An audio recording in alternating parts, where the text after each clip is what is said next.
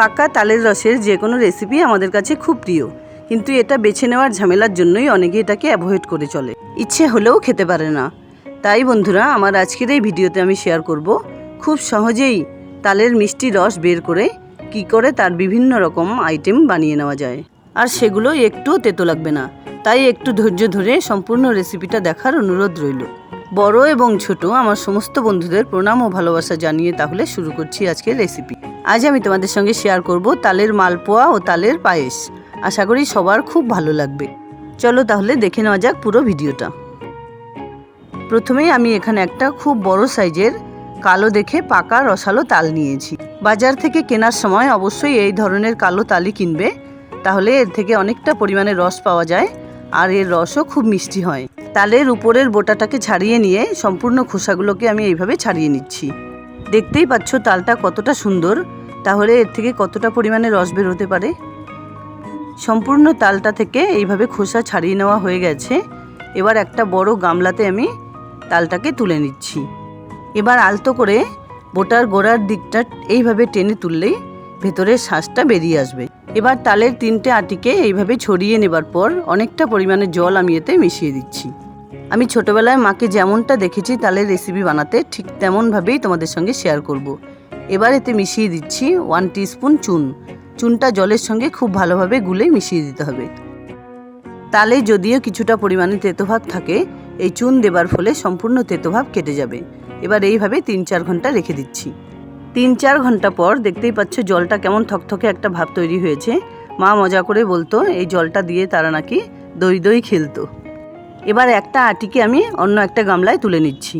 তুলে বেশ ভালোভাবে ধুয়ে নেব। অনেকটা সময় ধরে আটিগুলোকে ভিজিয়ে রাখার কারণে অনেকটা নরম হয়ে গেছে। এবার এর থেকে রস বের করতে সুবিধা হবে।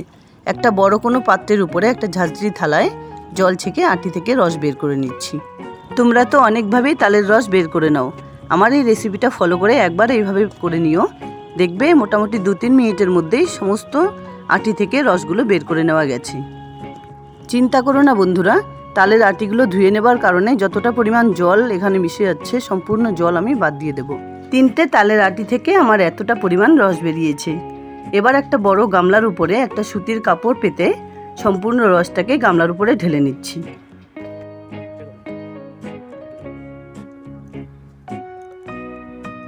এবার রসটা ভেতরে রেখে সুতির কাপড়ের চারদিকটা এইভাবে পেঁচিয়ে নিয়ে খুব টাইট করে একটা গিঁট বেঁধে নিচ্ছি।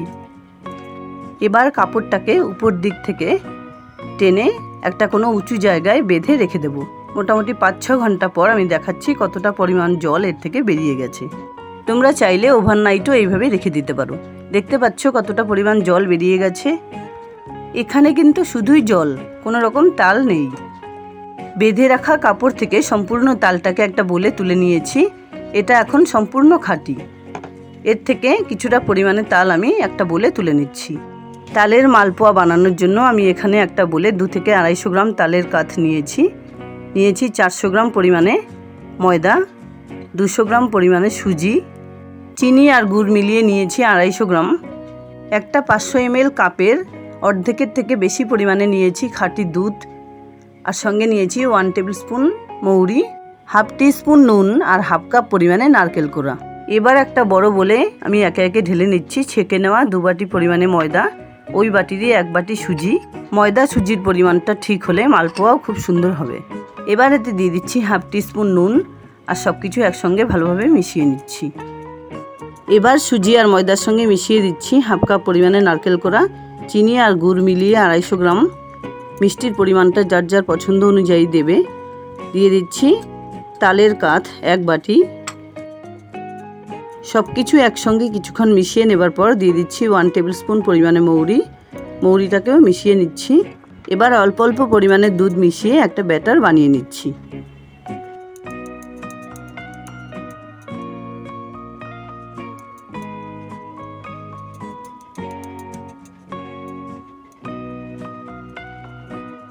সম্পূর্ণ দুধটা মিশিয়ে দেবার পর মনে হচ্ছে ব্যাটারটাতে আরও কিছুটা পরিমাণে দুধ লাগবে, তাই আমি আরও কিছুটা পরিমাণে দুধ এখানে মিশিয়ে নিচ্ছি।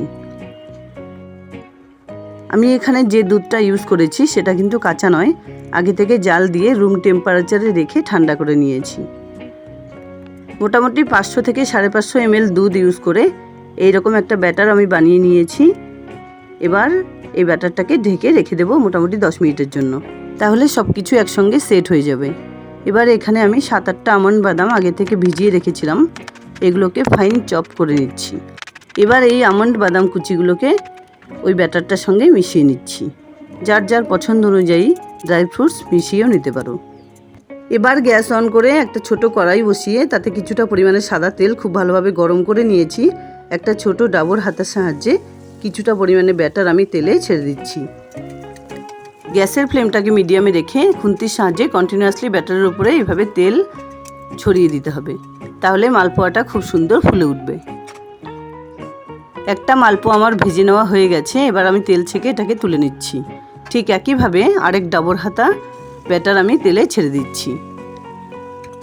মালপোয়ার ব্যাটার বানিয়ে নেওয়ার সময় অবশ্যই খেয়াল রাখতে হবে যাতে খুব একটা পাতলাও না হয়ে যায়, আবার খুব একটা ঘনও না হয়। পাতলা হলে তেলে দেওয়ার সাথে সাথে ছড়িয়ে যাবে, আর ঘন হলে ভেতরটা ভাজা হবে না, কাঁচাই থেকে যাবে। ঠিক একই রকমভাবে সমস্ত মালপোয়াগুলোকে আমি সময় নিয়ে ভেজে নিচ্ছি। তালের সমস্ত মালপোয়াগুলো আমার ভেজে নেওয়া হয়ে গেছে। এবার এগুলোকে গরম গরম না খেয়ে ঠান্ডা খেলেই এর আসল মজাটা পাওয়া যাবে। মালপোয়াগুলো ঠান্ডা হতে থাক, ততক্ষণে আমি তৈরি করে নিচ্ছি তালের পায়েস রেসিপি। এখানে আমি আমুল দুধের 500 ml এর 2টো প্যাকেট একটা কড়াইতে ঢেলে নিয়েছি। গ্যাস অন করে কড়াইটা গ্যাসের উপরে বসিয়ে দিচ্ছি। তোমরা যে কোনো দুধই নিতে পারো, তবে গরুর দুধ দিয়েই পায়েস সব থেকে বেশি ভালো হয়। এবার কন্টিনিউয়াসলি এইভাবে নাড়াচাড়া দিতে দিতে দুধটাকে বেশ ভালোভাবে জাল করে নেব। দুধ যত ভালোভাবে জাল করে নেওয়া যাবে পায়েসের টেস্ট ততই বেশি হবে। দুধটা উতলে এলে গ্যাসের ফ্লেমটাকে কমিয়ে দিয়ে আরও 4-5 মিনিট জাল করে নিচ্ছি। দুধের কোয়ান্টিটি অনুযায়ী 10 মিনিট আগে 150 গ্রাম গোবিন্দভোগ চাল ভালো করে ধুয়ে ভিজিয়ে রেখেছিলাম, সেটা এবারে আমি দুধের সঙ্গে মিশিয়ে দিচ্ছি। কন্টিনিউয়াসলি নাড়াচাড়া করে চালগুলোকে দুধের সঙ্গে মিশিয়ে নিচ্ছি। চালগুলো যতক্ষণ না পর্যন্ত অর্ধেক সেদ্ধ হয়ে যায় ততক্ষণ পর্যন্ত এইভাবে দুধটাকে জাল করে নিতে হবে। এবার আমি দুধের সঙ্গে মিশিয়ে দিচ্ছি 1 বাটি পরিমাণে তালের কাথ।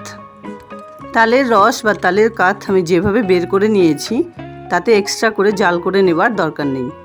এবার খুব ভালোভাবে দুধের সঙ্গে তালের কাথটাকে মিশিয়ে নিচ্ছি।